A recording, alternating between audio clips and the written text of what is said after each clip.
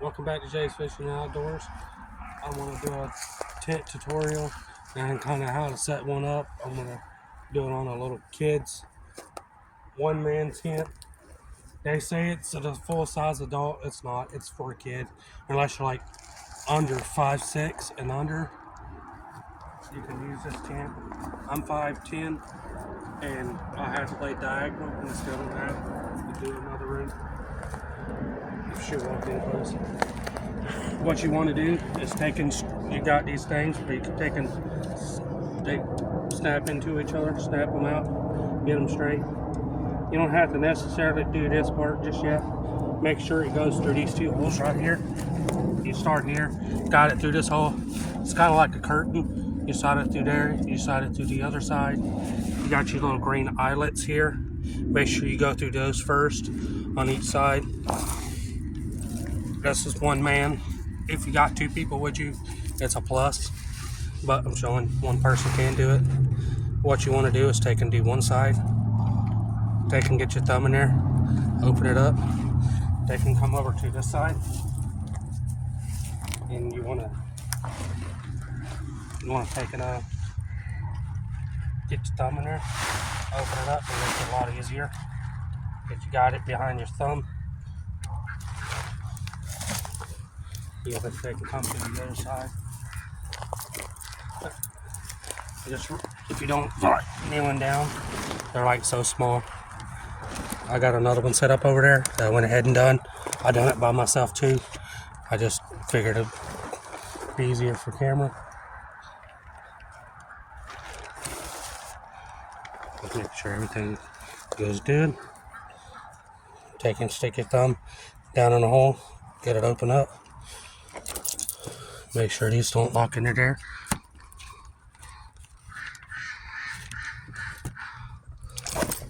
What you want to do is got that one down in. Make sure this is not locked up where it can move freely. They'll sometimes guide up and bind up. Stick it in the ground. I got a top to it. I'm not going to do it. I just pre-set it up. Tutorial for the inside. They say it's a one-man tent. It's a kid's tent. You can fit in there. I'll show you. If you get in, you'd have to lay diagonal for being in for a big guy. As if you do, you're gonna be sleeping with your head bent. If you're say 5'6" and under, that way you're not in both sides of your tent and stuff. You got your little shelf up here. You can clip up. You can put your light and stuff up there. Real light stuff. You got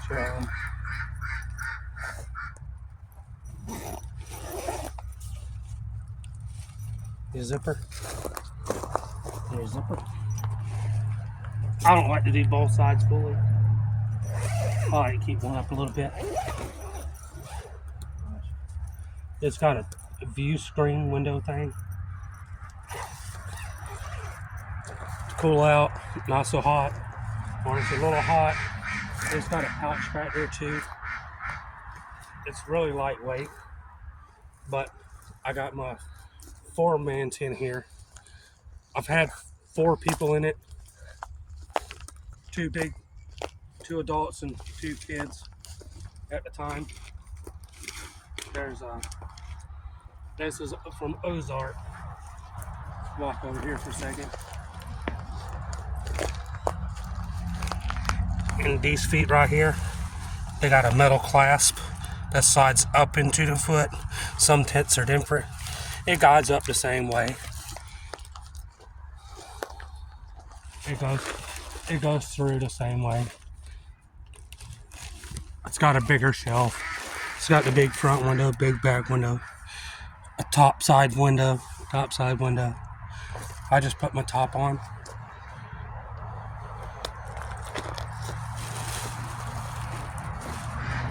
It's got little side tabs here.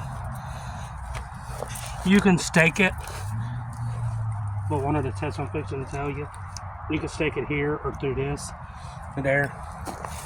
But what I found, if you take and come like off your eye or up here, if you got a little separation in some, they got little hook down tabs. But if you take and put a tarp underneath your stuff, I'm on ground just for demonstrations. If you got like a hard ground or sticks, you can take and bring a tarp the size or a little bit bigger than your tent.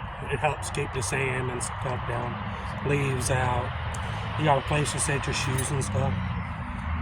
Some great tips are, if you're in a campsite area and it's pretty clean, bring a rake. It could be a class 1 or there or mini rake. Rake your campsite out, move all your sticks. But what people don't think is, I got a back barrier, sort of. If you in the woods, don't sit right up against the woods line. Come off about 10 feet. You want to make sure there's no hanging trees, especially dead or limbs dangling or anything like that. You don't need anything falling on you at night. That's another great tip. You can use the wind as a brake. If you